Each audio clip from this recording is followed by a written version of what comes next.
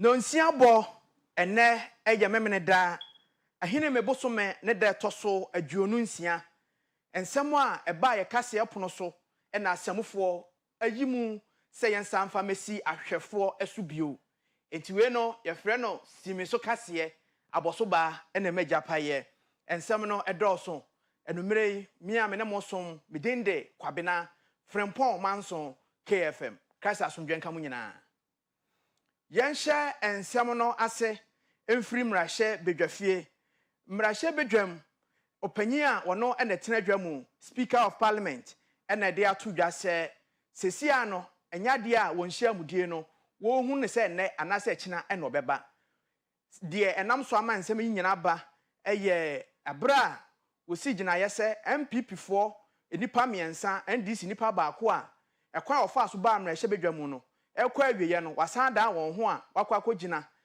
pre mrahye bedwa akonwa no wose amamra no kire se eba ne saa wose wonum nyina no wo yo ofiri mrahye bedwa fie no na nti ase ama enenti oyese mrahye bedwa no NDC fo na ye minority no omo ne ba be majority na majority na ba be minority adementeme ho ase bai wo hia mu binada no watu won hia mu de na hyeda se eda foforo obekire eda obehiem.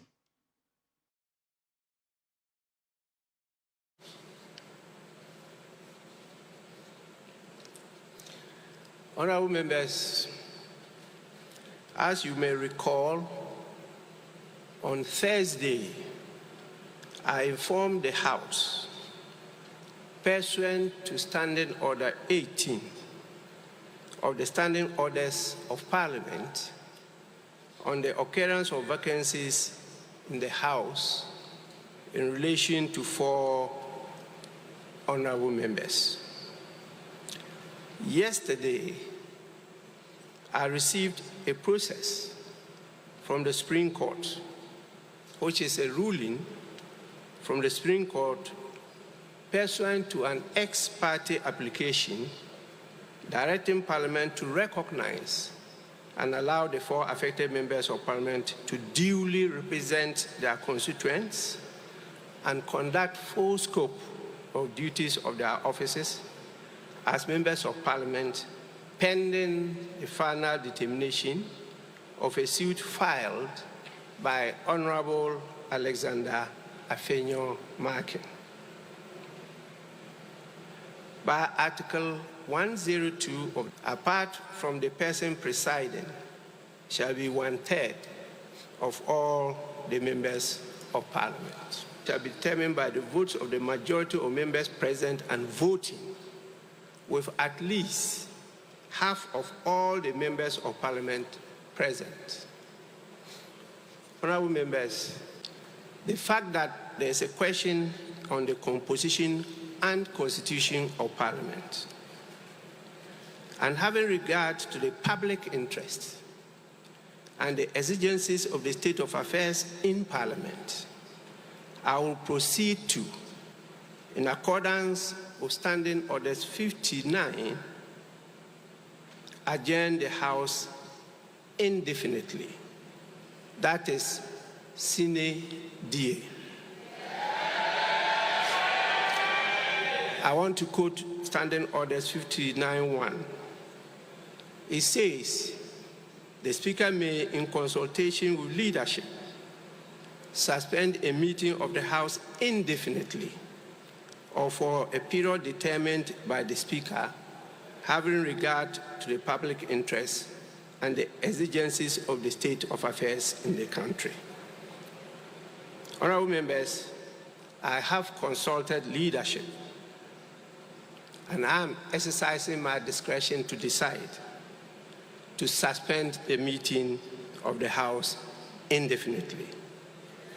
The House is accordingly adjourned sine die. Abusia yadasoa ewo mrahye bedwafie na ehonom na NDC Deputy Chief Whip Owura Ahmed Ibrahim ede atudwa se ayade a ewose MPP mrahye bedwafo mpanyimfo no opɛ kwan pa obefa so a woni nipa betimadi nkuta ho sense eje mrahye bedwa ba no dani ede atudwa no sɛ wa suspende wɔn nhyiamudie ɛkɔpem ɛbrɛ a wɔn emenya nkra no ɔwɔ sɛ wɔn hyia na wɔn di nkɔmɔ sen sɛ wɔn bɛka sɛ ntɛmpɛɛ yi wɔn nsa mmra mɛtena ase wɔsɛ ɛba ne saa nneɛma a ɛwɔ sɛ wɔhyehyɛ no ɛnkɔ n'akwan so ɛde ɛkyiwdie bɛba ɛmoa nneɛma bebree. Majority whip a maban ɛwɔ so ɛna mabɛyɛ majority whip a maban ɛni so, and these are our standing orders. Standing orders we take into consideration situation a yɛwɔ yi. Sɛ yɛbɛtumi anya parliament a dɔndodoɔ no ɛni aban mu a dɔnkuma no ɛwɔ aban mu. Yɛne MPP ne NDC for na yɛwɛ o. The new standing orders. And the new standing orders no ehunu sɛ bibi sɛ ebetumi asi. So now governing the parliament is easy. No mu push a new standing orders yɛ nyame ncha deɛ ɛna nyame abɛpake mu minority o.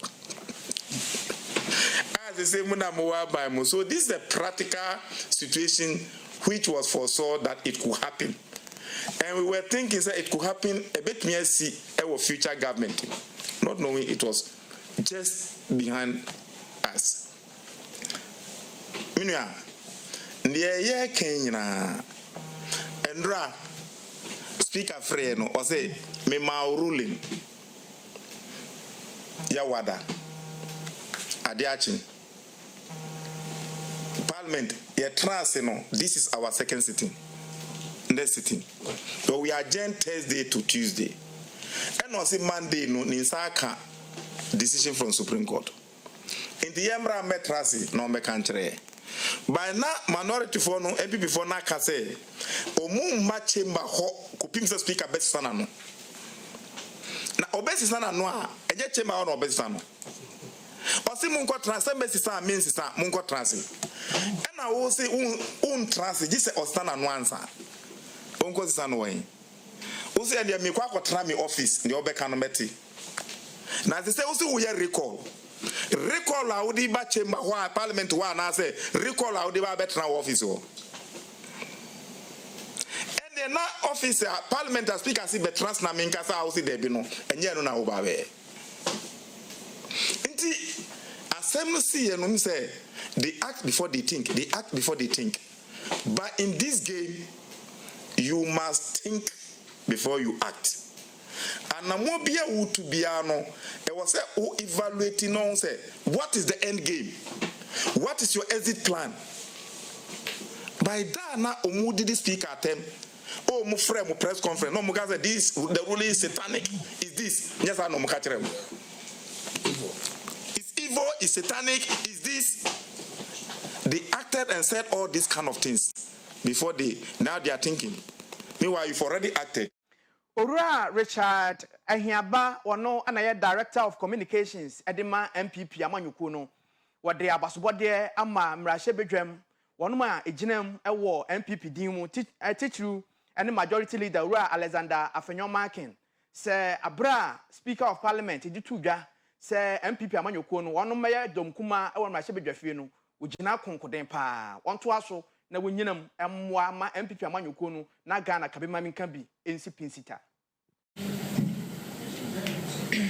The recent occurrences in our country, particularly in the parliamentary impasse and the general disruptive ways of the NDC over the period, confirm a secret document we have obtained that provides strategic guidelines for the NDC's plots to win the election in 2024.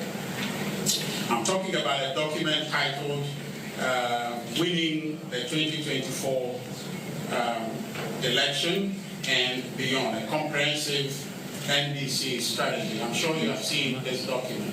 What I've been doing here is read our statements, and every so often I refer to the document and read from it so that you can be sure that we're not making anything up with reference to this document. Firstly, let me start by commending the majority caucus of Parliament led by Majority Leader Honorable Alexander Afenyomakin, the entire majority leadership for standing on the side of law and more importantly, displaying maturity, decency, self-respect, and above all, respect for the Ghanaian people, particularly during the sitting of Parliament on Tuesday, 22nd October 2024. They showed restraint and wisdom in spite of the rather infantile provocation and utterly delinquent conduct put up by the NDC minority. The members of Parliament on our side, that is the majority side, have yet again demonstrated the MPP's belief in and fidelity to the rule of law. The MPP's desire for protecting the peace and stability of our dear country remains unmatched. As our majority leader, Kwabena Frimpong put it, we want to conduct ourselves in a manner that will not put our children and young people of this country to shame. The NDC, on the other hand, prefers to dispense with civility and go back to factory settings, namely to be crude, crass, chaotic, and confused, rude and violent. Omampenyin abedi echire a ono a neginem etu franka ede ama MPP amanyoko no wafia batuo mu owura Muhammadu Bawumia akọ ho alavanyo na wakwa bie dwumadie bi a wato din hydro power plant ne fa etoso mienu wo ho ana ode to dwa se saa dwumadie wa bia no ebeboa magana yanyinam kanea ho nsem ene akone abedie wo enwo dwumadie mu nyina no ebeye pa Omaya hunne ho nsensem ne hawa edu baabia na mankane ho nsem ato ape wo maimu aka ho bi ama Ghana mampani abedieche Dr. Alhaj Mahmoud Bawumia otu franka ama NPP amanyeku no enei akwa sesedu power generation plant nkrabata etosu mienu ewo alavanyo ewo framantemu na no mu eno mampani abedieche kasa wo chim se yenyina edka na niso ade hunu so obeboa ma omaya ho ne nsem afa ne ntomapa efra na owie no wo chim se enye we nko an de na nisu Odom for ya dum no timi ba akonya so a ohwe ani mu se enkane a ne yafiri awiem no osanso de bi eba beka ho na aboa ma oman ahono ne ho nsem no etimi agira brane se beya oman betimi afa ne ntoma pefra wo sa akwane asane nyina eso. The goal is to bring down the cost of electricity by 50% for households and businesses. Thank you. I have every confidence, and today my confidence has been further enhanced that it is possible. Yes. I have every confidence that working with Bui Power Authority, within the first 4 years, we are going to go all out to introduce 2,000 megawatts of solar power into the national grid.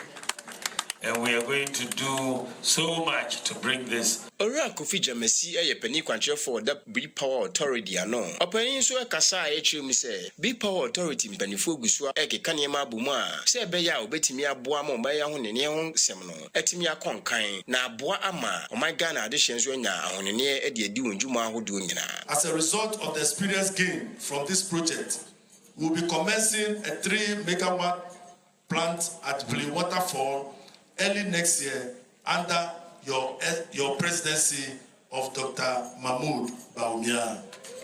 This will ensure smooth power to Hopewell and its environs.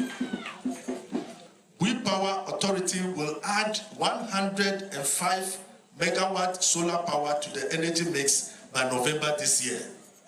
50 megawatts for Yendi, 50 megawatts at Bui, and 5 megawatt floating solar at Bui, the first of its kind in Africa. All these projects were done under Nana Akufo-Addo Bawumia government. Afempim mienu ene adwonu miensa soya beans ebusu o man Ghana mu na afempim mienu na adwonu nan mu de ho akọ achew pa ni nyina ne se mfidi a wode beye soya beans ho adwuma no eyade a ho aye na e de ama wonom e ka ho bi ama yensem twe ni Richmond Frimpong abo apro akọ Vesta Oil Mills and afe Thomas W Bello Enterprise a ne nyinaa ɛwɔ asante mantem wɔne mpanyimfoɔ abɔ ho nkɔmmɔ. Soya bean ɛho ɛkwa atwe ɛna ɛyɛ Oyepa TV ɛne Oyepa News eguso na yɛ ne wɔna sabe odi soya edi dwuma na ebuso ɔmo sɛ na ɛyɛ soya ɛho akwa atwe ɛwɔ man mu no ɛha ɔmo dwumadie ɛne yakɔ ɛyɛ Vesta Oil ɛna yakɔ ɛyɛ Thomas W Bello Enterprise wɔn mo yeguso ɛna ɔmo di nkɔmɔ. Now our bank should first and foremost should not lift but they also lift the ban no. And next month, why should it be so? At the beginning of the season, you know, and lift our child, and talk. Then mechanical, one year, importance, any amount they are prepared to take it away. So, and so, or you don't lift the ban since you're not on the ban in place. Then you create Juma, maybe midway now, excess avenue. They can give a permit for export. That will help us a lot. But there must be controls. The control. When you go for permit or export right from the beginning of the season, or they can be maybe halfway. There's an evidence of excess of this in the system. They can get permit for export. Soya, they are wired. The past 3-4 months, the industries are used soya. No, they never be crying at their juma. The uncle when you now buy is Ghana soya. No, Yamiatum, Papa, the Kwabena Frimpong Edimu. And the Padona Dominiac almost export. And the Amaya be fine. But industries are a walk massy a certain region, and even Bono Nahafu, you know, almost as AGI members in the United. Soya beans, the be fine. And the best say abandoned for the Nancy from now resident. Yakobana Benina is simple. Ghana soya no the pre-COVID time no money na Indians ne Turkish ne ade omoto commodities no hu say the soya ne papa no in omunya be go omoto ko Asia and the Middle East they say ama Ghana soya no akwa twipa soya ne de Ghana ebo ye homode nanso eye amanonefo no na ebeto no mo de call eye omukrom eno ka hobi na ama local industries no etumi enya make us say eye soya emfani dwumaso ewo eye Ghana hanamo eye Richmond Frimpong ahene mebosomi bia ewo afebia mu no otusi ho ehwehwe nufuom kokram yade no se de be ye betu ase ye ya adesua eno na ka ho bi ama owura Samuel Pine ono na eye opanyin kwankyerefo a woda KMA Metropolitan Assembly no ano wode atodwa se yenyina yenkamom na yemoa na yentu saa yade na ase yenyemu adesua wode nsam itodwa abra bosomi mu woye saa hyehyeye no na obi ekwan to ho se emma titiru ono momra na onye omu hwehwemu se yade no ebi obi ewo mo akachia for Samuel Pine ne odi adehwede atu o mamu ni nyina nim se ye moa na yenka ehumum se ba ya betimi atu kokram ade ahodo titiru pa ene de etonofo no mu no na aboa mapom de ho nsem wo mamu atimi afa ne ntoma pa efra the netitro eye kokram etonofo aye friend breast cancer se ye nyinara ya mayani anko ho ye nyinara ya mahia ye ya ebe ya ntimi hu se obi anya bia ano bi kumbia ne hame enuntia nyina yensom ye be free hanne ye be kofie efia ye ko ye wabusua ye wayonko ye be kwa sorry ye be ko mosque akobompaye ye to kura no ye nammu kwa ye kotena joint bi kura na ye hu guys no a ye nyinara ya sede se be bo sa dawro no e bi se yare biara wo hu ne ntamu a utimi so ano na yemmoa si yentimi ntu ase akura no a said the beya ebeba fompa non so awareness no so ebeba emi nyina ya tiese se yare sei na edi enya no mo me nyina yenso na yemmoa na da bia me kama sem ne sikusi bedo busaw mesaw ade bia no ebeye ya eyema eyema me ye nyina yesu mu a na ye ebusua no mu twe no na odi emu twe ebe wo no nso na wo de no nso so eben nanso ye nhwe se obi a ne mu ye duru bebre Yes, I near they will war. Then so edru baby no. Whatever it is, because the area suit me many pie kese. Whatever it is, no mu ye do be brave, and no was say a share a horn or any eka. Ye no free wa, and ye be to say and some mu be brave. Emra ye ken, and nano near my be brave or one more said ye be a name yen son when yes gareti. And we are near would say enter sadia, and your men shall see a cry. But I was so young so dear, and ye and one a pass. If you say, and run out one more, one man, ye, and you are near woody, one shirt, send ye a city and a woody, Obin Nusun, so a bit to me at the abri. She said, dear Madame Abusia, and so no ras and fine, dear to Jano. Inti, who shaka say ya, or bow ben on Busano, say a fee, or quack correction new for him, sans a new for the a yamobia. Inti ya ba twon semu, about twon semu, honorable Simon or Semensa. Or no, and a ya sentimentum swap or the two just say, a fear batono, a quite say Bible massem. Why a little drama will be so ye no, one year for Frobe Cow. Why a mark a crabia, one has ye no, a basa Jeffrey Winsem. A queer and peeping in DC, and AC Akano, or Munina, a bar betana or Maya Benya so pain. The way you do mamma na so any no, one no, and the bedroom could him a fear baton one day, would you say MPP? Nana amankwa ababio akokofa hema ene natina nkonya afa mamre ene amane kwanso ayi akokofa hene foforo a asante hene aginatum nana osako adupanyin akire ne manfo dwumadie ede mpanyin ene anentini pi ene behiem ohene yire ka akire poma akire niema ema ne kuna kwaba ema no monuyo amamre ene amane atwa guipa adesua pi ene wonom ebaaye no esua firi mu mpanyufo no mu baako ene Santemantem esuafo owura Simon osai mensa wokasa wodwumadie nase no odi tudwa se afi abato e wo yanimu no akoya te se odefo a otu kwan no odi sika ema ne nko abi se onfanya adwuma odi MPP ene NDC egu nsane ani a yenhwe se yebeto abama de Ghana yede tumi ma no waye adwuma ama ho abanfa so muni se afi e abato afi na abato entokwa ya pinche na yina ye kochire na de de kese ni se amanyoku akese ni no a omwo Ghana ha no wo munyina anya kwanya abegi ade entie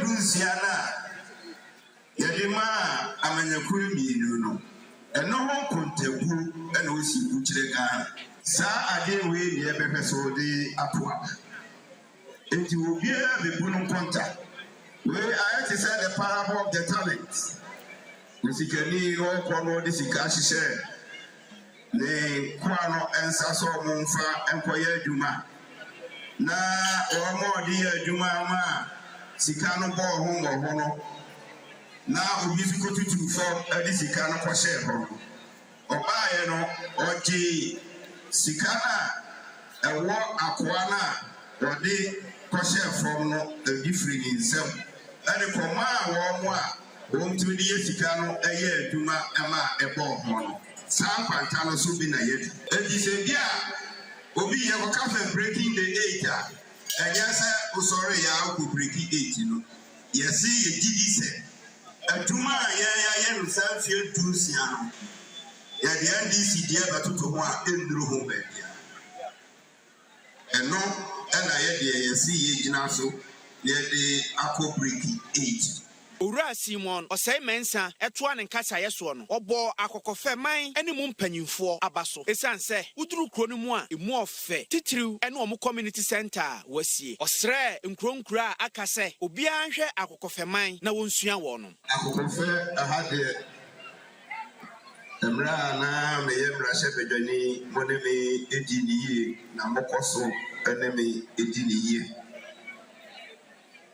na emra medru ha bia na mehwedwuma bi we ya odia asama mekane se enka mantemu ana mensimu sayewo sa nyema wi ewo kududu no a enka yade a ebeboa asin se emrebia ye buja ya ko hai canopy Enti akɔkɔfɛ man bɛda m ase na mabɔ m'aba so ɛwɔ saa adeɛ fɛɛfɛ wei a moayɛ wɔ ha yi.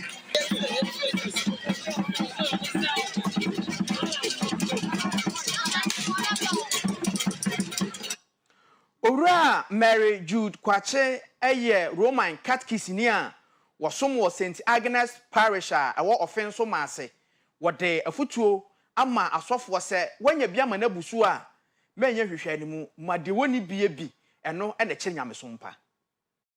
Owura Mary Jude Kwache eye Roman Catechism odomankoma akyɛ no adom soronko a wɔde boa ankorankora ɛwɔ mpaebɔ mu abra a wɔyɛ sɛ wɔte ne ho na wɔne afoforo bi abɔ mpaeɛ ɛwɔ maase boase no mentime ho ase ɛba wɔne asɔre no enipa no bi ɛntɛm nanso so onya kokoduro egyinae esan sɛ adekye wɔ hɔ yi ɛwɔ sɛ wɔyɛ de ɔsoma no no adwuma ɛnam adom a odomankoma de akyɛ no no nti ɛnam so ama aboa afoforo pii wɔno mu a wanya saa mmoa no wada wani ahwɛ wachi ɛde owura yi ɛne ɔdomankoma aseda abrɛ no ɔnya dufuru penti ɛnneɛma ne nsa aka nyinaa no wɔno nso so adane ɛde ama Roman asɔre no ɛnam so wayɛ som ɛde ada ɔdomankoma ase ɛwɔ maase boase ɛsom ne ba awie a wɔne ɔyerepa nsɛm twerɛni Dominic Dut ɛbɔ nkɔmɔ no wɔde afutuo ama wɔno mu a ɔdomankoma afrɛ wɔno mu a wɔka na asɛm sɛ ɔmmɔ mmɔden na deɛ wɔnya biara no wɔne mɔborɔfoɔ ɛnkyɛ.